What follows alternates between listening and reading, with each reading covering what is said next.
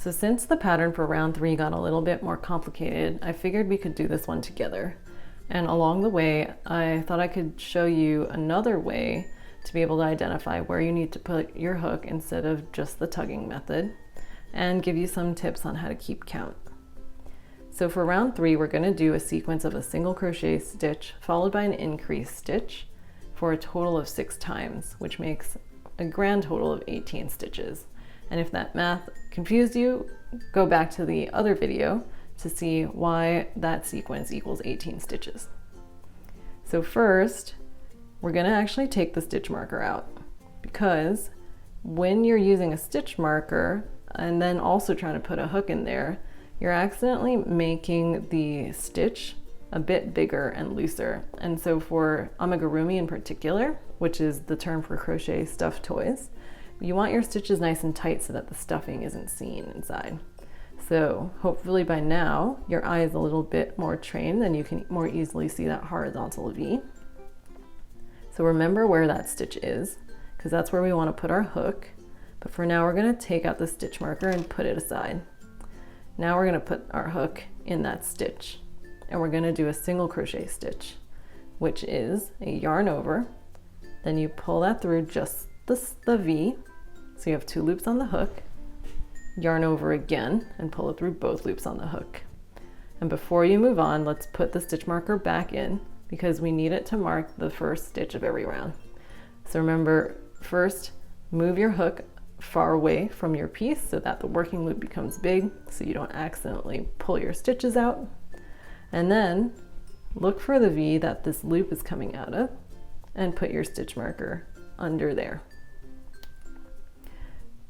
So now, in case you make a mistake in this round, you only have to undo up until this point. You don't have to get rid of round 2 as well. Now get back into crocheting position. So remember, when you put your hook in the loop again, you want the side of the loop that moves to be the one that's closer to you. Now you want to make sure that the loops on your hook are tight enough so that your hook is pretty close to your piece, but not so tight that it's really difficult for you to get the tip of your hook through that loop. Now hold on to your yarn, and now we are going to do the increase stitch in the next stitch. So I mentioned I'd show you another way besides the tugging method to see where you need to put your hook. If you do the tugging method, you can see that the hole that grows is over here, which means you want to put your hook in the next stitch over to start a new increase stitch. But if you want to be able to tell where to put your hook just by looking at it, the trick to doing that is looking for what I call these vertical V's. So you need to trace back the point where these vertical V's go into. That tells you where you had put your hook to start that stitch. And so if you trace back this vertical V, you'll see it goes over here, which means you want to put your hook 1 over. So now let's do an increase stitch here. I'm just gonna breeze by it. What I actually wanted to show you here was, again, applying that method of using the vertical V to see where you need to put your hook. You can trace back the V of the stitch that you just made to this point here. And if you can't see that, just do the tugging method where you hold onto the piece with one hand and the stitch you just made with the other, and see which hole moves. All right, so put your hook in here and do another single crochet stitch to finish the increase stitch. So now you've completed one of the 6 sequences of a single crochet stitch followed by an increase stitch, which is why you've got a total of 3 stitches here. And now we're going to repeat this sequence a total of 6 more times to complete round 3.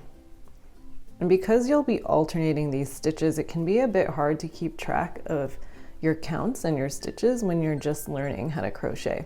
So I want to show you an easy way to keep count. So you'll need to grab a sheet of paper and a pen. And what I want to show you here, this is what the pattern says to do. This sequence of a single crochet stitch followed by an increase stitch 6 times. So I've just written this out here for demonstration purposes. You don't have to write this on your own sheet of paper. What I wanted to show you is we've done this first sequence. So if I were to count that up, I would just tally up 3 marks because I know that those 3 stitches are done.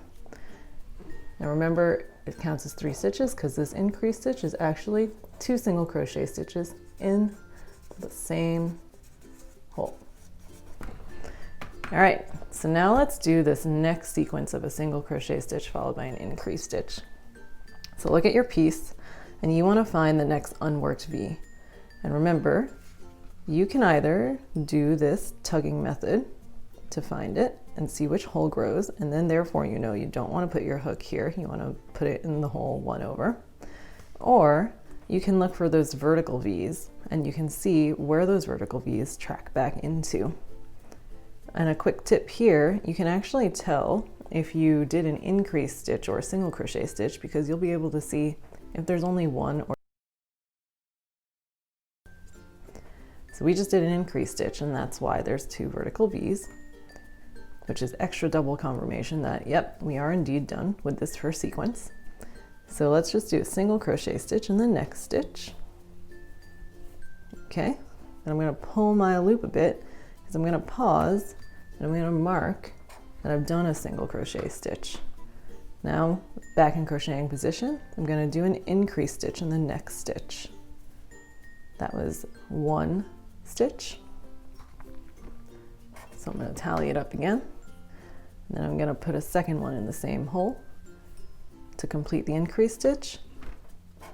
And then I'm done. So here I know I've completed the second sequence of the single crochet and increase stitch. So now I can just repeat that process all the way around until I get to the end. And I'm going to fast forward so that you can see what round 3 looks like when you're done.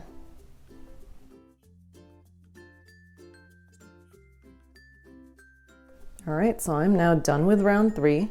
I've been counting in my head that I actually do have 18 stitches here, but I've also been writing it down on this sheet of paper. So I'm just going to double check though, even though I counted on the paper and counted in my head, that I have 18 stitches because it's better I find out now than later that there's a mistake. So starting from the stitch mark by the stitch marker, just count every horizontal V. So here's 1, 2, 3, 4, 5, 6, 7, 8, 9, 10. 1, 2, 3, 4, 5, 6, 7, 8. Remember, you don't count this loop as a stitch, just the V that the loop comes out of.